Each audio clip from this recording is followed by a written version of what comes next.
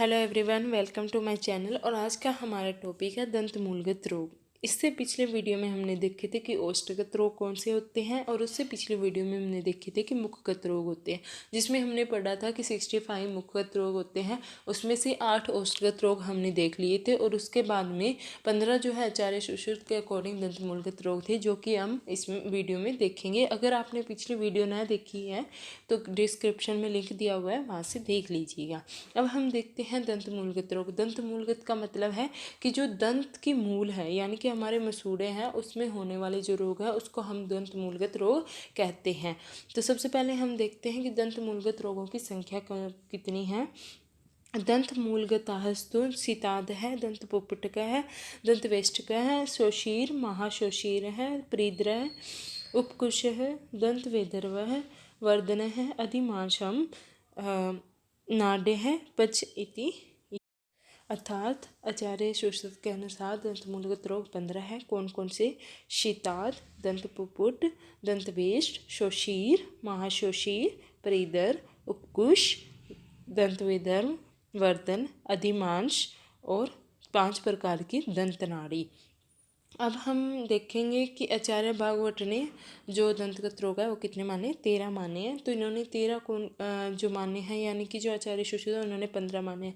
तो उसमें से कौन कौन से नहीं माने? इन्होंने दंतवेष्ट और प्रीदर को नहीं माना है, और वर्धन को इन्होंने दंतगत रोग में माना है। तो इस प्रकार जो आचार्य भागवत के अकॉर्डिंग कितने रह गए? 12 रह गए। तो इनके कितने हैं? 13 है। तो एक इन्होंने ऐड किया, वो कौन सा है? दंत विदर्दी। तो इस प्रकार इनके भागवत के 13 रोग हैं। वो कौन कौन से हैं? सीताद, उपकुश, दंत पुपुट, दंत विदर्दी, सुशीर, महासुशीर, अधिमांस, विदर्भ और 9 से 13 तक 5 प्रकार की जो दंत नाड़ी है, वो जो रोग है वो है। उसके बाद हम सबसे पहले पढ़ते हैं शीताद। शीताद में क्या होता है? शोणितम दंतवेष्टोभ्यो यस्कस्मात् प्रवर्तते, यानी कि जो दंतवेष्ट है, हमारे मसूड़े हैं, उसमें अकस्मात रक्त निकलता है। दुर्गंधनी सकृशानी प्रक्लेदनी मृदुनी च, यानी कि जो दंतमास है उसमें दुर्गंधयुक्त, काले, क्लेदयुक्त और मृदु जो है जो दंतमास है वो हो जाते हैं। उसके बाद दंत माशानी शीरयंती पचंती च परस्पर, यानी कि जो मसूड़े हैं वो गलकर गिरने लगते हैं, उसको हम शीताद बोलते हैं। और इसमें क्या है? पाक हो जाता है। और किसके कारण होता है ये? कफ और शोणित के कारण। इसके बाद हम देखते हैं कि आचार्य भागवत ने क्या बोला है। आचार्य भागवत ने बोला कि कफ और रक्त के कारण मसूड़ों से बिना कारण के ही दुर्गंधी रक्त बहता है और मसूड़े झड़ने लगते हैं और कोमल फ्लेदयुक्त और काले हो जाते हैं। इसे हम शीताद बोलेंगे। इसके बाद चिकित्सा देखेंगे तो सबसे पहले हम करवाएंगे इसमें रक्त मोक्षण, फिर गंडूश, फिर लेप करवाएंगे और फिर नस्य देंगे। अब हम देख लेते हैं कि रक्त मोक्षण के बाद जो गंडूस है वो किससे करवाना है। तो सौंठ, सरसों, त्रिफला, नागरमोटा और सौंठ के कवाद से हमें गंडूस धारण करवाना है। उसके बाद प्रियंगु, नागरमोथा, त्रिफला की कलक है उसका लेप करना है, और त्रिफला, मुलेठी, कमल और पदाक का जो सिद्ध तेल है उससे हमें नस्य देना है। अब हम दूसरी व्याधि पढ़ते हैं दंत पुपुटक। दंत पुपुटक में क्या होता है? दंत यो त्रिषु वा यस्य स्वथु सरुजा महान, यानी कि इसमें क्या होती है कि 2 या 3 जो दंत मूल हैं उनमें पीड़ादायक महान शोथ हो जाती है। और किसके कारण होती है? कफ रक्त निमित्त, यानी कि कफ और रक्त के कारण जो है कि 2 और 3 जो दंत मूल है उनमें पीड़ादायक महान शोथ हो जाती है। उसको हम बोलेंगे दंत पुपुटक, दंत पुपुटक। उसके बाद हम देखते हैं कि आचार्य भागवत ने क्या बोला है। तो आचार्य भागवत ने बोला कि 2 या 3 जो है दंत मूल है उसमें सूजन हो जाएगी। तो इन्होंने क्या बोला? बदर अस्थि निभोगन है, यानी कि जो बेर की गुठली के समान क्या है? कठिन हो जाएगा और शीघ्र पक भी जाए और तीव्र वेदना होगी और कफ रक्त जन्य रोग हो, उसको हम दंत पुपुट बोलेंगे। इसके बाद हम देखते हैं कि चिकित्सा क्या है। तो नवीन दंत पुपुट है तो उसमें हम रक्त मोक्षण कराएंगे।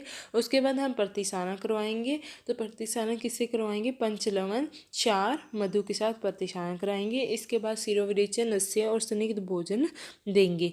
इसके बाद हम देखते हैं कि आचार्य भागवत ने क्या माना है। तो दंत पुपुट में स्वेदन, छेदन, भेदन, लेखन करके क्या करेंगे? प्रतिसारण करेंगे। किससे?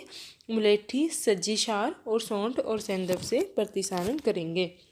इसके बाद हम पढ़ लेते हैं दंत वेष्ट। दंत वेष्ट हमने पढ़ा था कि आचार्य सुश्रुत ने माना है और आचार्य भागवत ने नहीं माना है। तो श्रवंती पुए रुद्रम यानी कि जिसके मसूड़ों से पुए और रक्त निकलता हो। चला दंता भवंतिश्च यानी कि दांत हिलते हो, उसको हम क्या बोलेंगे, दंत वेष्ट बोलेंगे। और ये किसके कारण होता है, दुष्ट शोणित संभव यानी कि दुष्ट रक्त है उसके कारण ये व्याधि होती है। इसके बाद हम देखते हैं चिकित्सा क्या होगी। तो सबसे पहले हम रक्त मोक्षण करवाएंगे, उसके बाद हम मधु मिलाकर उसको जो है लोदर पत्रांग मुलेठी और लाख है इनको मधु मिलाकर प्रतिसारण करेंगे। उसके बाद हम क्या है गंडूस दान करेंगे, किसका, शीरी वृक्षों का मधु शीरी वृक्षों में मधु घृत और शर्करा मिलाकर गंडूस दान करेंगे। और इसके बाद नस्य देंगे किस किस से, कौकल्यादि को जो 10 गुना दूध है उसमें सिद्ध करके और घृत में उसका नस्य देंगे। तो क्या करवाएंगे, रक्त मोक्षण कराएंगे, फिर प्रतिसारण कराएंगे, फिर गंडूस कराएंगे और फिर क्या है नस्य कराएंगे। तो इस प्रकार दंत वेष्ट की चिकित्सा करेंगे। अब हम देखते हैं शोषीर। शोषीर का क्या है, स्वथुर दंत मूलेषु रुजावान यानी कि जो दंत के मूल है मसूड़े हैं उनमें क्या होगी, पीड़ा युक्त शोथ होगी। उसके बाद कफ रक्तजय, जो ये शोषीर है वो किसके कारण होता है, कफ और रक्त के कारण होता है। लालाश्रावी यानी कि लालाश्राव होगा। कंडू माग यानी कि खुजली होगी। और आचार्य भागवत कहते हैं कि यह पित्त और रक्त के कारण होता है, और सुश्रुत क्या कहते हैं कि कफ और रक्त के कारण होता है। तो ये एक पीजी क्वेश्चन भी बन सकता है कि ये पित्त रक्तजय है, ये कफ रक्तजय है, ये कौन से आचार्य ने क्या बोला है। इसके बाद दंतमूल में पीड़ा युक्त शोथ होगी और लालाश्राव होगा, दांत का मांस जो है वो गिरने लगता है। इसके बाद हम देखते हैं चिकित्सा। तो चिकित्सा में हम सबसे पहले करेंगे रक्त विश्रावन, उसके बाद हम क्या करेंगे, लेप कर सकते हैं, ये गंडूस कर सकते हैं, और उसके बाद जो है नस्य देंगे। तो कौन कौन से हम किस किस द्रव्यों से लेप करेंगे, तो लोदर मुस्तक रसांजन और मधु के साथ लेप करेंगे, और शीरी वृक्षों के क्वाथ का गंडूस धारण कराएंगे, और सारिवा कमल मुलेठी लोद्र अगरू चंदन के कल्क को 10 गुने दुग्ध में सिद्ध करके घृत निकाल कर उसका फिर हम उससे नस्य देंगे। तो कौन कौन सी चिकित्सा करेंगे शोषीर में, रक्त विश्रावन, और रक्त विश्रावन के बाद लेप, गंडूस और नस्य देंगे। इसके बाद हम पढ़ते हैं महाशोषीर।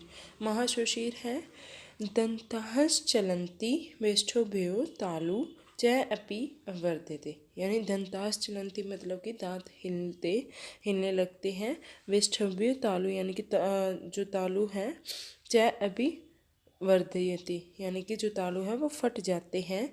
दंत मासानी बच्यन्ते मुखा च पड़ी पीड़यते यानी कि जो मुख में है पीड़ा होगी, और दंत मांस क्या है कि मसूड़ों में का जो मांस है वो गलकर गिरने लग जाएगा।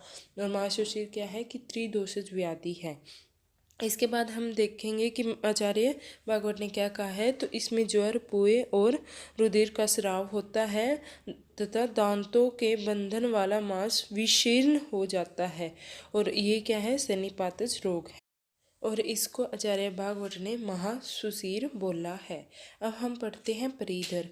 प्रीधर में क्या होता है कि दंत मासानी शीर्यन्ते, 10 मशानी शीर्यन्ते यस्मिन का मतलब है कि जो रोगी है उसके मसूड़े हैं वो गलते हैं, और स्टीवती च अपिश्रिक, और वो क्या है कि थूकने पर उसमें रक्त आता है।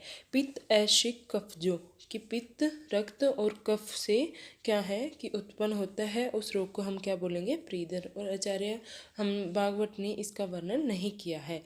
इसके बाद चिकित्सा देखेंगे। तो जो प्रीधर की चिकित्सा है वो सेम शीताद के जैसी करनी चाहिए। हमने शीताद में क्या देखा था कि सबसे पहले हमें रक्त मोक्षण करना चाहिए, उसके बाद गंडूस दान करवाना चाहिए, फिर लेप और नस्य प्रयोग करना चाहिए। तो वही चिकित्सा हम प्रीधर में देंगे। अब हम पढ़ते हैं उपकुष्ठ। उपकुष्ठ में वेष्टेशु दाह पाकश्च यानी कि जो मसूड़े हैं उनमें क्या होगा, जलन और पाक होगा। तेभ्यो दंतः चलंती यानी कि दांत क्या है, हिलते हैं। दाहपाक होगा, दांत हिलते हैं। उसके बाद है आघटितता परश्वती शोणितम मंद वेदना, कि दांतों को रगड़ने पर क्या होगा या दबाने पर क्या होगा, रक्त निकलेगा और मंद वेदना यानी कि मंद वेदना होगी। उसके बाद है अध्यमायन्ते श्रुते रक्ते मुखम पुति च जायते, यानी कि रक्त निकलने के बाद क्या हो गया, मसूड़े आद्यमान यानी कि फूल जाते हैं। उसके बाद क्या है कि मुख से दुर्गंध आती है, मुख पुति च जायते यानी कि मुख से दुर्गंध आती है।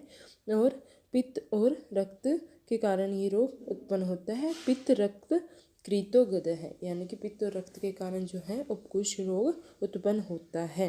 और आचार्य भागवत ने बोला है कि जिस रोग में मसूड़ों में पाक जलन हो, दांत मांस रक्त वर्ण के उन्नत हो जाए, उनमें कंडू होता हो, रक्त का स्राव होता हो, रक्त के भर जाने पर मसूड़े फूल जाते हैं, दांत हिलते हैं, मंद वेदना होती है या मुख में बदबू आती है, और पित्त रक्त से जो व्याधि होती है उसको उपकुश बोलते हैं। इसके बाद हम चिकित्सा देखते हैं क्या कराएंगे। तो सबसे पहले हम शोधन कराएंगे। शोधन में क्या क्या कराएंगे कि वमन और विरेचन से शोधन कराएंगे और शिरोविरेचन करेंगे।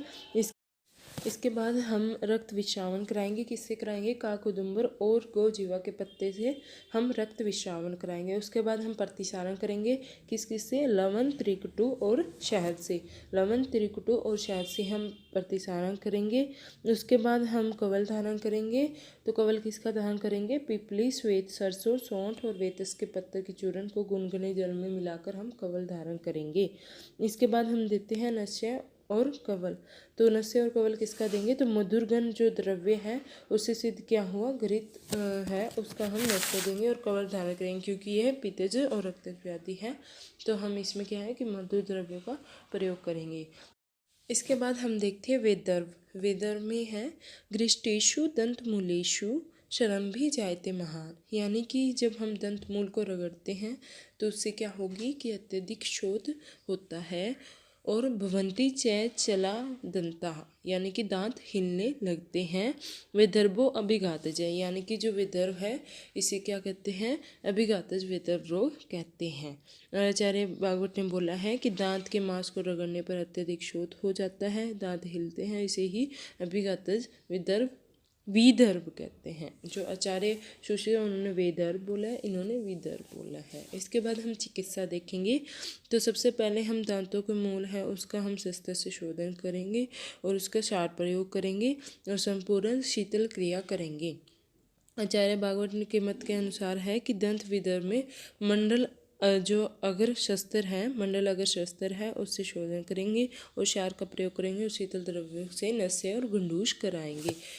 इसके बाद हम पढ़ते हैं वर्धन। वर्धन है आचार्य सुश्रुत ने दंत मूलगत रोग माना है और आचार्य भागवत ने इसको दंत रोगों में माना है अधिदंत के नाम से, और आचार्य माधव जी है उन्होंने इसको खलीवर्धन के नाम दिया है। तो इसमें क्या होता है, मारुतेन अधिको दंतो जीयन्ते तीव्र वेदना। तो क्या होगा कि मारुत के कारण यानी कि वायु के प्रकोप के कारण तीव्र वेदना युक्त दांत निकलता है। उसके बाद है वर्धन है स मतुह व्याधि जाते रुक च प्रशाम्यति, यानी कि इसमें क्या है कि दांत निकलने के बाद जो वेदना है वो स्वयं ही शांत हो जाती है। इसके बाद हम देखते हैं कि आचार्य भागवत ने जो दंतगत रोग है उसमें माना है अधिदंत के नाम से। तो इन्होंने क्या बोला है कि अधिक दांत होने से इसकी अधिदंत संज्ञा है, इसे को वर्धन कहते हैं। और दांत निकलते समय इसमें तीव्र वेदना होती है और दांत निकलने के बाद वेदना शांत हो जाती है। तो ये इन्होंने अधिदंत में बताया जो कि एक दंतगत रोग है। इसके बाद हम देखते हैं चिकित्सा क्या है। तो अधिक दांत को उखाड़ कर अग्निकर्म करें तथा कृमि दंत की भांति चिकित्सा करेंगे, या फिर अधिक दंत जो है उस पर क्षार लगाएंगे और जब वह जर्जराती यानी कि ढीला हो जाएगा तब उसमें कृमि दंत की भांति उसको उखाड़ कर और सब क्रियाओं से कृमि दंत के समान करें। और यदि दग्ध करने पर रक्त न रुके तो वन के समान इसकी चिकित्सा करेंगे। अब हम पढ़ते हैं अधिमांस। अधिमांस में क्या होता है, हानवे पश्चिमी दंते महाशोथो महारुजो, यानी कि हनु के अंतिम दांत में महान शोथ हो जाता है और उसमें तीव्र वेदना होती है। लाला श्राव होता है और कफकृतो यानी कि कफज व्याधि हो जाती है और इसमें इसी को हम अधिमास बोलते हैं। इसके बाद दांतों के जो आचार्य भागवत ने बोला है कि दांतों के अंत में कील की तरह सूजन हो जाए, हनुसंधि और कर्ण के में पीड़ा हो और आहार करने में कठिनाई हो, यह कफज व्याधि है और इसको अधिमांसज कहते हैं। चिकित्सा क्या करेंगे तो अधिमांस को काटकर वच्च तेलबल पाठा सजीशार या विशार के चूर्ण से में मधु मिलाकर और वो लगाएंगे। उसके बाद पिपली और शहद का कवल धारण कराएंगे और मुख दावन के लिए हम पटोल, त्रिफला और नीम का क्वाथ प्रयोग करेंगे। उसके बाद शिरोविरेचन और विरेचनिक धूमपान का प्रयोग करेंगे। यानी क्या होगा कि सबसे पहले अधिमांस जो है, जो भी एक्स्ट्रा जो मांस है उसको हम क्या करेंगे कट कर देंगे और उसके ऊपर वचा, तेलबल, पाठा, सज्जिशार और यवशार के चूर्ण में मधु मिलाकर उसको ऊपर लगाएंगे और उसके बाद हम कवल धारण कराएंगे किसके से, पिपली और शहद से।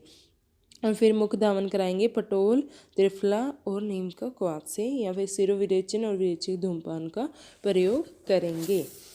अब हम इसके बाद पढ़ते हैं दंत नाड़ी। दंत नाड़ी में सबसे पहले क्या है, दंत मूलगतः नाड़े है पंचगेया यथेरिता, यानी कि जो आचार्य सुश्रुत है उन्होंने बोला है कि दंत मूल में उत्पन्न 5 प्रकार के नाड़ी रोग होते हैं, दंत नाड़ी रोग होते हैं। तो वातिक दंत नाड़ी, पेतिक दंत नाड़ी, कफज दंत नाड़ी, शनिपातज दंत नाड़ी और शल्यज दंत नाड़ी। आचार्य सुश्रुत ने मानी है 5 प्रकार की और आचार्य भागवत ने भी मानी है 5 प्रकार की और इन्होंने भी सेम मानी है। बट आचार्य शारंगधर जी है उन्होंने जो शल्यज नाड़ी है उसको रक्तज बोला है। और आचार्य भागवत जी क्या कहते हैं कि जो दंतमूल में आश्रित रोग है, हमने जितने रोग पढ़े हैं, अगर उनकी चिकित्सा नहीं करोगे आप तो उनकी उपेक्षा करोगे तो वह दोष जो है वो दंत मांस के अंदर सूक्ष्म गति को उत्पन्न करेंगे। जो सूक्ष्म गति को उत्पन्न करेंगे कौन कौन से रोग, अगर वो दंतमूलगत रोग हमने उनकी चिकित्सा नहीं की है, उपेक्षा कर दी, तो फिर वो क्या है कि सूक्ष्म गति को प्राप्त होंगे या सूक्ष्म गति को उत्पन्न करते हैं। और इसमें क्या होता है कि फिर बार बार पोए का स्राव होता है और वह त्वचा, मांस और अस्थि का भेदन करता है, भेदन करेगा। तो त्वचा, मांस और अस्थि का भेदन करेगा। तो अब हम देखेंगे कि जो पोए की गति है वो कितनी हो सकती है, तो वो दोषानुसार होगी। तो 5 प्रकार की जो पोए की गति है उसको कहा गया है। तो यही दंत नाड़ीगत रोग है। अब हम देखते हैं कि दंत नाड़ी की चिकित्सा क्या है। तो दंत नाड़ी में सामान्य नाड़ी की चिकित्सा विधि का प्रयोग किया जाता है। तो चिकित्सा क्या करेंगे कि जिस दांत के मूल में नाड़ीवन है उसको मसूड़ों के मांस को शस्त्र से काटकर उस दांत को निकाल देना चाहिए। और अगर यदि यही ऊपर की दंत नाड़ी में हो तो यह विधि नहीं करनी चाहिए। और उसके बाद शोधन के बाद क्या करेंगे, अग्निक्रम और क्षारक्रम के द्वारा उस जगह को जला देना चाहिए।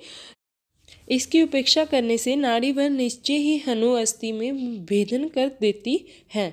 इसीलिए नाड़ी के समीपस्थ भगन चल दांत को मूल के साथ अवश्य उखाड़ना चाहिए। उपरोक्त पंक्ति में स्थित स्थिर बंधन वाले दांत को उखाड़ने से अत्यधिक रक्तस्राव होने से भयंकर व्याधि या जैसे काना होना, अर्धित होने से ग्रस्त हो सकता है। इसलिए वैद्य को जो है ऊपर के हिलते हुए दांत को नहीं उखाड़ना चाहिए। और आचार्य भागवत जी क्या कहते हैं कि वमन विरेचन से शरीर का शोधन करके तथा शिरोविरेचन करके दंत से संबंधित नाड़ी की चिकित्सा करनी चाहिए। इसके लिए दांत को निकालकर उस स्थान को अग्नि से जलाए। जो नाड़ी टेढ़ी तथा अनेक रास्तों वाली हो उसे गुड़ या मोम से भरकर जलाए। चमेली, मेनफल, खेर, गोखरू इसके कषाय से धोए, शीर वृक्षों के क्वाथ से गंडूश कराए और इससे सिद्ध जो तेल है उसका नस्य देंगे। इस प्रकार हमने दंत नाड़ी और उनकी चिकित्सा पढ़ी है। अब हम देखेंगे दंत विदर्दी, जो कि आचार्य भागवत ने एक एक्स्ट्रा दंत मूलगत रोग माना है। इसमें है कि मसूड़ों से भीतर और बाहर रक्त युक्त दोषों से वेदना और दाह से युक्त शोथ होता है, जिसमें फूटने पर पोए और रक्त निकलता है, बहता है, उसको हम क्या बोलते हैं, दंत विदर्दी। और दंत विदर्दी की चिकित्सा क्या करेंगे, कटु, तीक्ष्ण, उष्ण तथा रुक्ष द्रव्यों से कवल और लेप करेंगे। और उसके कूट में श्रृंगी और जौ से घर्षण करे और विदर्दी के पक जाने पर भेदन करे तथा गंभीर विदर्दी में दाह कर्म करेंगे। इस प्रकार हमने दंत मूलगत रोग पढ़ लिए हैं, जो कि आचार्य सुश्रुत ने 15 माने हैं और आचार्य भागवत ने 13 माने हैं। और हम इसके बाद पढ़ेंगे दंतगत रोग। अगर आपको वीडियो पसंद आई हो तो लाइक करें, और अगर आपको आगे वाली वीडियोस देखनी है तो प्लीज़ चैनल को सब्सक्राइब करें और अपने दोस्तों के साथ शेयर करें। और अगर आपको कोई टॉपिक पे वीडियो चाहिए तो कमेंट बॉक्स में ज़रूर बताएं। Thank you.